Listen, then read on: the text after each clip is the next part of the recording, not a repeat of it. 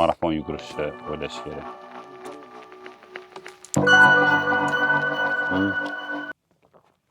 Videoga bosilmagan ekan. Sizcha olishni o'rganib oling-da, keyin anaqa qiling. Men ana nima edi? Qaytarib bera olasiz. Yo'q, bo'ldi, bir marta chiqadi. Endi Shunaqa olib zo'r maslahat berdi. Afsuski, men videoni bosmagan ekanman. mana shu toshdan sakrasangiz bo'ladi anaqa. Tog'li kechirib yuboradi sizni. Shunday chiroyli tog' ichida bergan maslahat.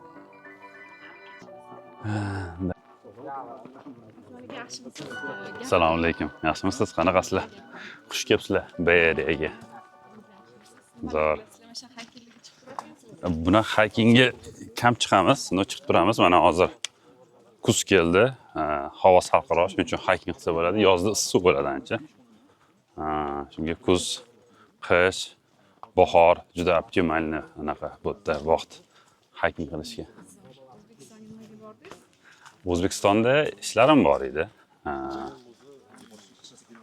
Keyin adamlar tug'ilgan kunlar edi, oyimlar bilan o'shanga. Rahmat. Nima yangiliklar? Investitsiya tortdinglarmi? Bizani startapdan ishlayapmiz. O'to'la produkt qilyapmiz, klientlarni onboard qilyapmiz, ya'ni klientlarga o'rnatyapmiz. Ishlayotgan texnologiyamizni. Shu topamiz. Уже 200 dan oshiq klientimiz bor. Marketing qanaqa bo'lyapti? Marketing, digital marketing, keyin bizda konferensiyalarga boramiz, keyin bu yerda network yaxshilikda, bitta klient bilan yaxshi anaqa aloqa qursangiz, ular boshqalarga tavsiya qiladi, ya'ni tanishtiradi, odamlar bir-birini taniydi juda ko'p. Shu. Bu produktingiz yangi yaratgan produktingizmi yo pivot qildinglarmi? Bu ideyadan pivot qildik, lekin produkt bo'yicha yangi produkt. Chunki shu pivot qilganimizdan keyin noldan boshlab qurdikda. Noldan boshlab bu yerda qildinglar. O'zbekistonda startap qurish bilan Silicon Valley degan nima farqi bor? Asosiy katta farqi bozor boshqa. Qurish bo'yicha endi bozor boshqa bo'lgandan keyin texnologiyalar yangi, chunki biz hozir qurayotgan narsamiz agentic AI agentlar quryapmizda. Agentlarni qurish texnologiyasi o'zi oxirgi 1 yilda paydo bo'ldi nisbatan. Yangi. Shuning uchun hali bu nima deydi? Rivojlanayotgan texnologiya. Hali masalan bu yo'nalishda mutaxassis nima deydi? Mana shu yo'nalishni zo'r bilaman degan mutaxassislar o'zi yo'q. Chunki hamma o'zi endi yaralyapti texnologiya. Endi yangi o'shani protokollar paydo bo'lyapti. Yangi konsepsiyalar paydo bo'lyapti. Kimdirlar qo'ygan konsepsiyalar ishlamayapti, keyin aytishyapti, yo'q bu noto'g'ri ekan deyishyapti.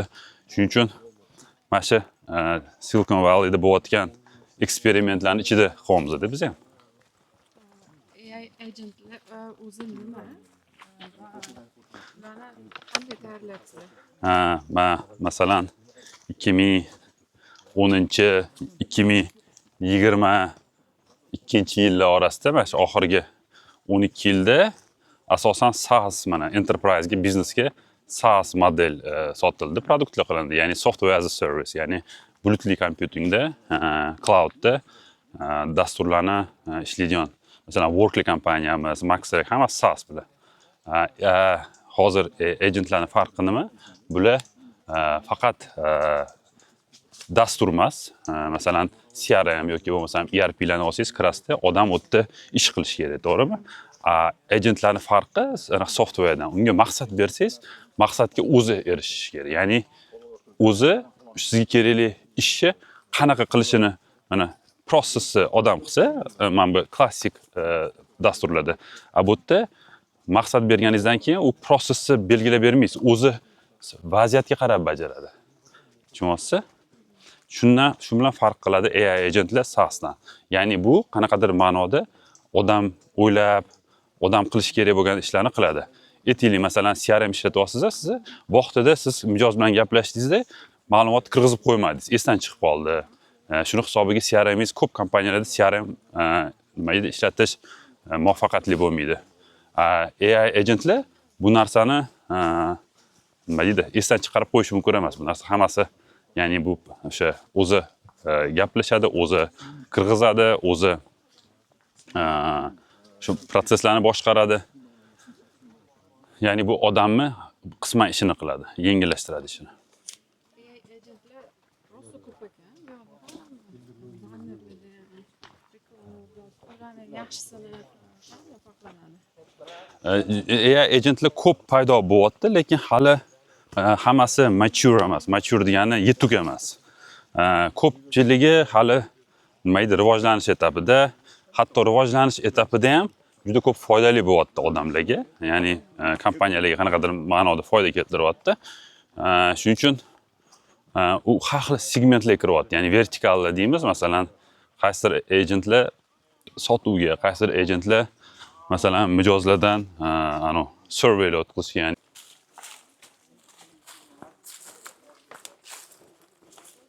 Hozir mana universitetda paydo bo'ladi, o'rtoqlar bilan birinchi startaplar dedingiz. O'zingizni birinchi startapingizga partnyorlaringiz qanaqa topgan? ular mani bolalikdagi o'rtog'im, ya'ni biza men ular bilan общий qiziqish, ya'ni kompyuterlarga qiziqish orqali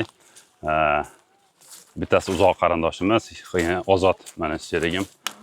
Keyin Otabek Dilmurodlar 7-sinf, 5-sinflardan o'rtoq bo'lganmiz. Maktabdagi o'rtoqlaringiz? Maktabda emas ular. Ular o'sha ota-onamiz orqali tanish bo'lganmiz-da. Ular ham kompyuterga qiziqqan, men ham kompyuterga qiziqqanman. Shunaqa qilib o'rtoq bo'lib, davay bitta biznes qilamiz deb har xil bizneslarni eksperiment qilib chiqqanmiz-da. Keyin birinchi qilgan umumiy loyihamiz shu yarmarka o'zi bo'lgan, internet do'kon. Qanchalik muvaffaqiyatli bo'lgan? Zo'r bo'lgan, ancha muvaffaqiyatli bo'lgan. O'sha vaqtda juda oldi o'zi vaqtidan oldinda bo'lgan kompaniya. Keyin bizga Zafar aka qo'shilganlar investor bo'lib. Keyin bir 5 yil, 2005da boshlagan bo'lsa 13 yilgacha 13 yil yopganmiz. Ya'ni foydada bo'lgan, bir nisbatan muvaffaqiyatli bo'lsa ham 13 yil yopganmiz, chunki o'sha vaqtlar biz texnika onlayn sotardik-da. Elektron tijorat platformasi edi. Texnika shopping bo'lgan ekan. Shunda texnikani ko'pi O'zbekistonga noqonuniy olib kirilardi. Shuning uchun qo'y shu noqonuniy olib kirilayotgan ertaga biz ham sababchi bo'lmaylik, mana shunaqa problema bo'lmasin bizda ham deb yopib yuborganmiz. Hali ham baribir ko'p qismi masalan telefonlar ham hali nima deydi, shunaqa olib kiriladi. Lekin hozir siyosat unaqa emas. O'sha 2010-yilda juda qattiq tekshir ko'p bo'lardi. Keyingi startapinglar bo'lgan? Keyin shu 2005da yana parallel avtomobil navigatsiyasiga qiziqardik, kartalarga. O'sha avtomobillarga navigatsion kartalar qilish, Navimax degan, o'sha Numax Technology degan kompaniya ochganmiz edi. Shunchada Navimax degan startap qilganmiz. Navimaxni 2011da yopganmiz, 12dami? Nima yopganmiz? Ne yopganmiz? Chunki 2010-yilda Google Map bepul kartalar keng tarqalgan edi o'sha. Va biza ma'no qolmagan, ya'ni bepul kartalar bo'lganda buni kartalarni sotish bizni sotardik. Navigatorlar sotardik, shu dasturni sotardik, dasturni $100 sotardik. Lekin nima qiyinchiliklar bo'lgan deb kelganki? Hamma 100 marta so'ragan bo'lsa, yana so'ramoqchiman. Nisbatan qiyinchilik bo'lmadi. Endi boshda ozgina adaptatsiya qilishga, hamma oila a'zolaringizni tushib olishiga, bolalarni maktabga joylashtirish. Bolalar o'rganib ketishdi. Shunda 1-2 oy yangi uyga ko'chsangiz, yangi uy narsalari, mebellari, mashina olish kerak bo'ldi, mashina surib bo'lmaydi. Shu proses ozgina nima deydi? Ish qilishdan ozgina chalg'itadi boshda. Lekin tez bo'ldi, 1-2 oy, 3 oyda nima edi? Shu oldik bu yerda rejimiga. O'zbekistondan exit kelgansiz. To'g'rirog'i bu yoqqa kelgandan keyin bo'ldi bu narsa. Men avgustda ko'chgan bo'lsam, bizda exit noyabrda bo'ldi. Kech ketishni avvaldan rejalashtirgan ekansiz-ku, Yo'q. exit bo'lish bo'lmasligi falan. Ha, yo'q, o'zi bu narsa o'zi exit bir kunda bo'lib qolmaydi-yu. Gaplashasiz. 1 yil oldin bizada protsess boshlangan edi. O'sha anaqa переговорный protsess. O'sha qanaqadir ma'noda aniqroq bo'lib qoluvdi. Shuning uchun keyingi kompaniya qayerda qilaman degan savol bor edi. 43 minutes, 9 seconds per kilometer. Hikingga tez chiqib turibman. Yo'q, biza hikingga unaqa ko'p chiqmaymiz. Cyclingga chiqamiz. Cycling degani velosiped uchgan. Har hafta gruppamiz bor. O'rtoqlarimiz bilan velosiped uchamiz. U ham qiziq zo'r narsa. Siz mana Silicon Valleyga ketib startap qilganingizdan keyin hamma startaplarlar shu ketib qilish kerak ekan startap deb o'ylab qolishi ham mumkin-da. Qaysi startaplarga kelishni tavsiya qilasiz? Qaysilari o'sha o'zini davlat sanoatiga chiqib o'rgangan? Endi boshida o'zi iloji boricha men o'ylayman, kimnidir ambitsiyasi kattaroq kompaniya quraman desa, kelib qilgani yaxshi agar kela olsa. Yoki kattaroq bozorlarga borgani yaxshi. Masalan, O'zbekistonni o'sha yoki bizning regionning bozori ko'p sohalar uchun kichkina bozor hisoblanadi. Qaysi sohalarga? Voy, juda ko'p. Masalan, mana bu yerda bir bilmadim, 1000 ta vertikal bo'lsa yoki 5000 ta vertikalmi bilmayman, qancha anaqa bir yo'nalish bo'lsa, bizada masalan 5000 ta vertikalda aytaylik 100 milliondan baland kompaniya qursa bo'lsa, endi bizani o'sha regionda bir qursa bo'lsa, bir 15 ta 20 ta vertikalda qursa bo'lishi mumkin-da, tushunasizmi? Va timeline vaqti ham juda uzoq. Keyin unga investitsiya topish ham ancha qiyin. Shuning uchun qanaqadir boshda o'rganish yoki bo'lmasam birinchi 1-2 yil eksperimentda o'tda ham qilib ko'rsa bo'ladi xohlasa.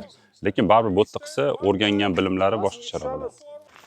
Bu bizda misol uchun baholangan 16,6 million baholangan kompaniyamiz.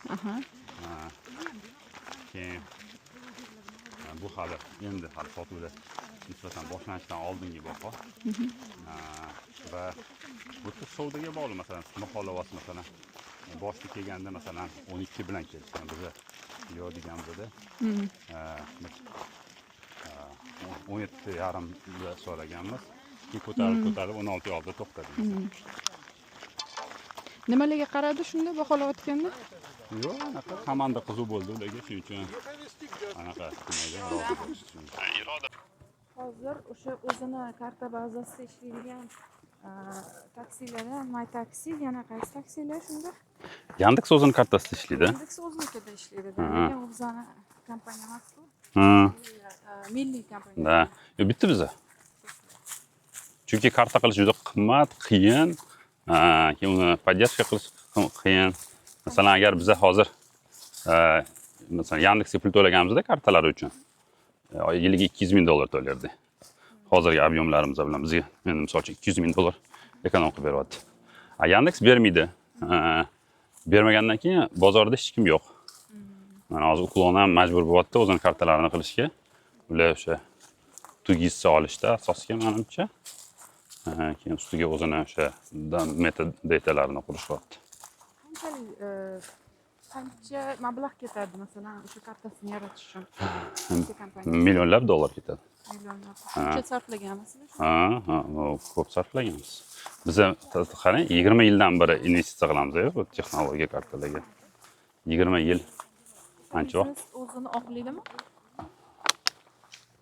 My Taxi deb hisob. Umumiy anaqada oqlaydi, albatta.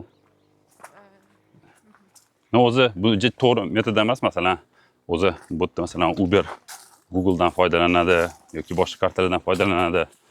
Hammani nima edi? O'zini spetsializatsiyasi bor, lekin shu vaqtda O'zbekistonda biror kompaniya qilaman desangiz, texnologiyalarni ham o'zingiz qurishingiz kerak edi. Ya'ni ko'p mas texnologik kompaniyalar yo'qdi. Ya'ni infrastrukturani qurishingiz kerak. Serverlarni o'zingiz qo'yishingiz kerak, sotib olib, shunaqa vaqt edi. Hozir nisbatan oson bo'lib qoldi. Tezroq o'tib ketishimiz kerak. Hi.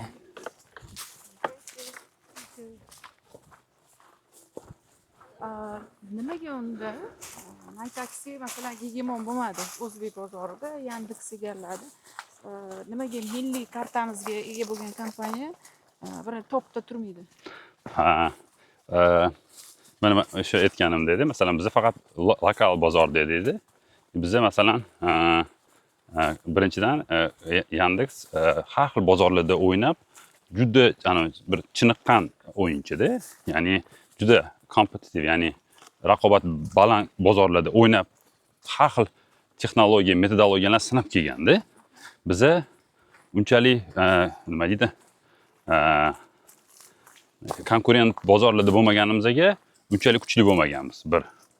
Ikkinchisi, bu yerda bu именно mana shu taksi yoki ovqat, dostavka biznesida bu pul biznesi. Bu yerda texnologiyani qurib olish oson, tez qurib olsa bo'ladi.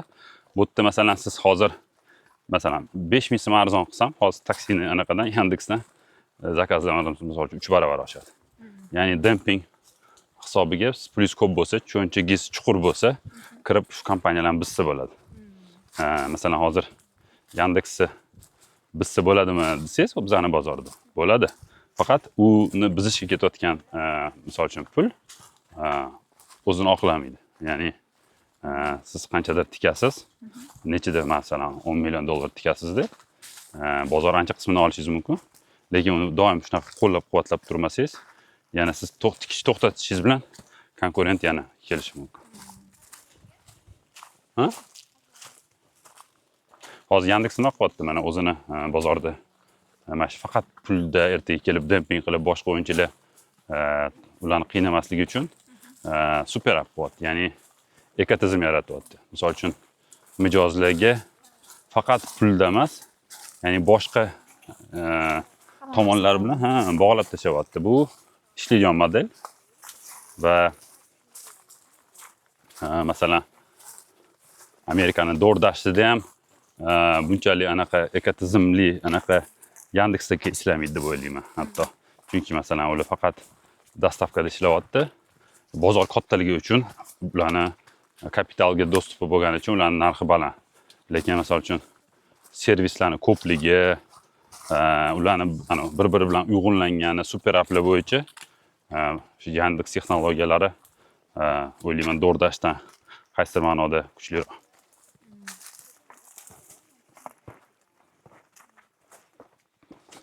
Hammasi pulga borib taqalyaptimi? Yo'q, faqat pul kompaniyalarni shu ekotizim yaratish uchun faqat pulga emas, bu yerda talantga ham borib taqaladi. Masalan, O'zbekiston kompaniyalari yana bitta muammosi, ularda talantga dostup chegaralangan yoki yo'q. Masalan, hatto masalan hozir AI kompaniya quraman desangiz, Rossiyada qurishingiz qiyin. Yoki bizning regionda qurishingiz qiyin, chunki bu yerda talant yo'q. Ya'ni talant deganimda shu sohani biladigan. Shuning uchun kompaniyalar masalan hozir mana Yaponiyani kompaniyalari, mana Toyota yoki bo'lmasam Koreyan kompaniyalari ham Silicon Valley, ya'ni mana shu Kremniy vodiysida o'zini ofislarini ochishyapti. Nimaga? Chunki talant bor bu yerda. O'zida misol Yaponiyada qurisha olmaydi mana shu kompaniyalar. Chunki AI bo'yicha yoki bo'lmasam o'z yurar mashinalar texnologiyalari bo'yicha mutaxassis yo'q u yoqda. hozir machine learning bo'yicha bolalar bilan gaplashdim, boshqa talantli bor talantli chet elga qolib ketyapti. Ularni ushlab qolish uchun nima qilish mumkin? Ularni ushlab qolishi eng zo'r yo'li bozor paydo bo'lishi kerak-da. Yaxshi katta anaqa iqtisodiyot rivojlanishi kerak.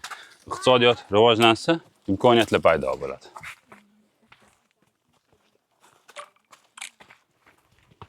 O'sha talantlarni o'qitish uchun chet elga yuborilsa-da, ularni qaysi yo'nalishlarda o'qitishni O'zi mana ketishidan yomon joyi yo'q. Qaytanga o'ylash kerak, qanaqa qilib ko'p yaxshi talantli yetishtirib chiqib, ularni eksport qila olaman. Masalan, Xitoy, men o'ylayman, qanaqadir dasturlari bor, o'zini odamlarning talantlarini Silikon vodiysiga, Amerikan kompaniyalariga joylashtirish bo'yicha. Masalan, yaqinda Higgsfield to'g'risida eshitdingiz? o'zbekku. Hicksfieldni o'sha asoschilari Qozog'istonga bog'liq joy bo'lgani uchun talantlarni Qozog'istondan olishyapti.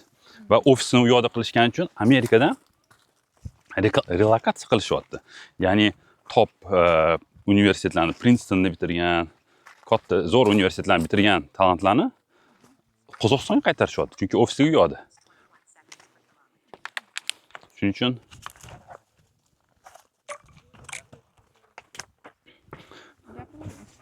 uchun o'ylayman, hozir maksimal mana bitta fikrim bor. Masalan, hozir dastur bor. Umidda nima bo'ldi? Ota hozir boshqa. Yo'q. El-yurt umidi byudjetini keng ko'paytirish kerak. Bir, ikkinchidan uni bitirganlarni O'zbekistonga kelib ishlashini majburiy qilish kerak emas deb o'ylayman. Chunki u yerda qolgan o'zbeklarni baribir misol uchun vatanga bog'liqligi bor va ular u yerda muvaffaqiyatga erishsa, o'zini shu yurtiga ko'proq yordam beradi. U yerda bo'lishdan qat'iy nazar. Masalan, qo'yishi mumkin, talab etishi mumkin. Bitirgandan keyin keyingi masalan 15 yilda 2 yil masalan ishlab ketsin, yo 1 yil ishlab ketsin kelib, любой biznesdami deyish mumkin masalan. Kecha eshitdim, 5 yil srok bor edi-ku, o'shani 1 yilga tushirayotgan ekan-da, agar qabul qilinsa shu qonun. Ketganda 1 yil yoki qaysidir yaxshi kompaniya qilsa qaytmasligi mumkin ekan. Shu yaxshi kompaniyalarga kirishni o'ylash kerak-da. Mana shu anaqamizani kuchaytiradi. Masalan, hozir ko'p kompaniyalarda mana bu yerda ham eshitamiz. Masalan, dasturchilarni ko'pi Indiyadan-da, induslar. Ular ishga olayotganda, masalan, ikkita millat vakili kelsa, o'zbek bilan hind. Hindga ko'proq anaqa berishadi, chunki o'zini yurtdoshi. Tushunasiz? Xuddi shunaqa narsa bo'ladi. Qanchalik bizanikilar ko'p texnologik kompaniya yoki boshqa har xil bizneslarda yaxshi muvaffaqiyatli kompaniyada ishlasa, ular o'zini shu odamlarni olishga harakat qiladi.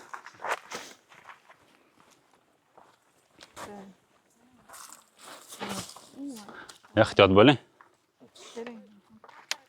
Bizda qo'llab-quvvatlash qanaqa o'zi aytmoqchiman. Kiyiningizda sezdingizmi, o'zingizlar bir-birini podдержка qilishini? Bor, yaxshi zo'r. Ayniqsa, masalan, mana bu Silk Road Innovation Hub masalan yaxshi paydo bo'lgan. Shuni atrofida ko'pchilik bilan tanishamiz. Va men ko'ryapsizmi, hikinglar, oshlar qilib turamiz, shunaqalarda gaplashib turamiz. Keyin bizga rosa zo'r nima edi, qo'llab-quvvatlashchi hamyurtlarimiz, masalan, bizning industriyamiz o'sha logistika bo'lgani uchun rosa ko'p bu yerda bilsangiz, bir 2000 ga yaqin bizning yurtdoshlarimiz tomonidan yaratilgan kompaniyalar bor logistikada. Bu yerdami? Amerikada.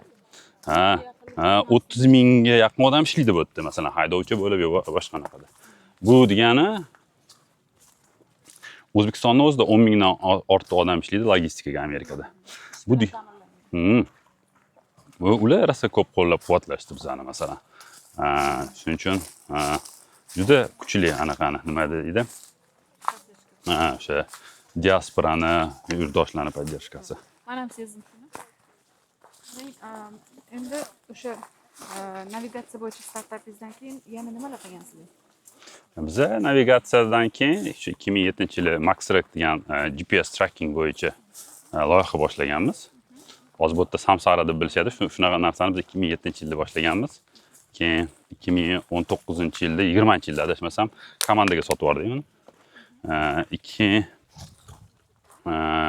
2012-yilda Workly'ni boshlaganmiz. Unda BioTrack edi oti, BioTrack. Keyin hammasi shu bir-biriga yaqin sohalar. Keyin 2015da MyTaxini boshlaganmiz. To'g'riroq 13da boshlaganmiz. U sababi 2012-yilda klassik, ya'ni City Taxi degan kompaniyani boshlaganmiz. 100 ta taksi olibdi. 100 ta mashina olib bo'lsa shu vaqt. Keyin u kompaniya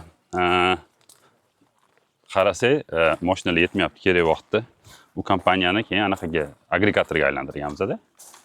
Shu MyTaxi 2 yil zapuskgacha, launchgacha vaqtimiz ketgan. Shu 2015da MyTaxi boshlagan bo'lsa, 2017da Ekspressni boshlaganmiz. Espresso 24, keyin necha yilda exit qildinglar? Men 24 o'tgan yili. 7 yil ekan. Mana har bitta startap boshlaganingizda qolganlariga nima qiladi? Uni yopib ketasizlarmi yo boshqalarga operatsionkani berib? O'zi to'g'ri bo'ladi, bitta yakunlab qo'yish, yo'ldan chiqib ketish. Bizda endi bozorlik kichkina bo'lgani uchun bizda unaqa o'sha sohalarda uncha competition, ya'ni o'sha vaqtlarda konkurensiya bo'lmagani uchun bu qaysidir ma'noda o'sha kompaniyalarimizda tez shift patologni ko'rib qolganimiz uchun bozor kichkinaligini keyingi sohalarga o'tganmizda, bozori kattaroq, tez o'sishi mumkin. Chunki juda muhim edi tez o'sishda ekan kompaniya. Qayerda ko'rsak juda sekin o'syapti bozor chegarasini. Biza o'sha anaqa o'tganmiz va ko'proq mana shu venture studio formatida bo'lgan, o'sha kompaniyalarga direktor qo'yib, komanda qo'yib, men o'zim boshqasiga chiqib ketganman. Yo bir xil vaqtlarda 2-3 ta kompaniyani boshqarganman.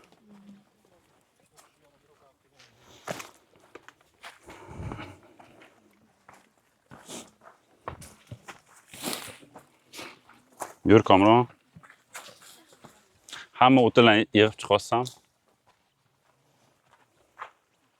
Startaplaringizdan shuncha startaplar qiyinchiliklar, qanaqa qiyinchiliklar bo'lgan? Ya'ni puldami yo boshqa?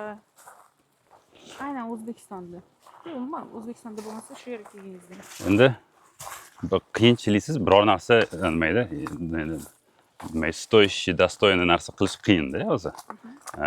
Ya'ni bizani qiyinchiliklarimiz turlari bor. Bitta turi bu ya'ni o'sha bozor muammolari, ya'ni bozor muammolari deganda o'sha siz misol uchun komanda topishga qiynalishingiz mumkin, yaxshi odamlarni topishga qiynalishingiz mumkin, kerakli joylarda mijoz topishga qiynalish, Uygami? Mana shundan chiqib ketamiz. Ko'rasan, mana shu anaqalar, daraxtlar hammasini ustidan o'tsak boramiz. Ne uyga boring kelib qoldi? Charchadingmi? Qorning ochdi, sen hozir anaqa qilasan. Bizda qanaqa aylanib kelamizmi? Qaytib yo obratno yuramizmi?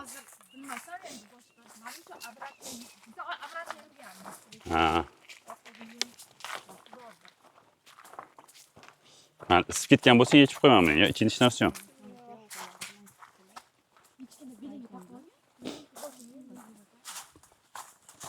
Qiyinchiliklar haqida gaplashyapmiz. Shu bozor anaqalari bo'lishi mumkin. Bozor qiyinchiliklari bu tabiiy, hammada bo'ladi. Ikkinchi qiyinchiliklar masalan siyosiy qiyinchiliklar bo'lishi mumkin. Politiskiy risklar deydi. Shu narsalar bo'lgan. Masalan, mana O'zbekistonda qilgan kompaniyalarimizda bir ikkitasida hali qonunlar nima edi, nimadir qilyapsizda, hali u to'g'risida qonunlar yo'q, masalan. Yoki bo'lmasam bir xil davlatlarda qonunlar chegara taqiqlamasa biror bir ish bilan shug'ullanishi. Demak, qilsangiz bo'ladi. Bir xil davlatlarda bu nima edi, qonun bo'lmasligi siz uni qilishingiz mumkin degani emasda. Shunaqa joylari bor. Shu ma'noda masalan kartografiya bilan shug'ullanish boshlaganimizda yoki bo'lmasam elektron tijorat bilan shug'ullanishni boshlaganimizda hali eski qonunlar bor edi. Masalan, qog'ozda shot faktura berish yoki bo'lmasam mana elektron cheklar yo elektron to'lovlar hali yo'q edi u vaqtda. Shuning uchun men esimda bor. Birinchi paymini paydo bo'lganda biz ofisga borib, biz bilan uchrashib gaplashishardi, klik bilan gaplashardi. Bizga mana shu texnologiyalarni qilib beringlar deb. Ularni endi paydo bo'layotganidan esimda bordi hammasi. Shu endi katta anaqalardan bittasi bu shu bozor topish, product market fit deydi. Keyin mijozlarni topish.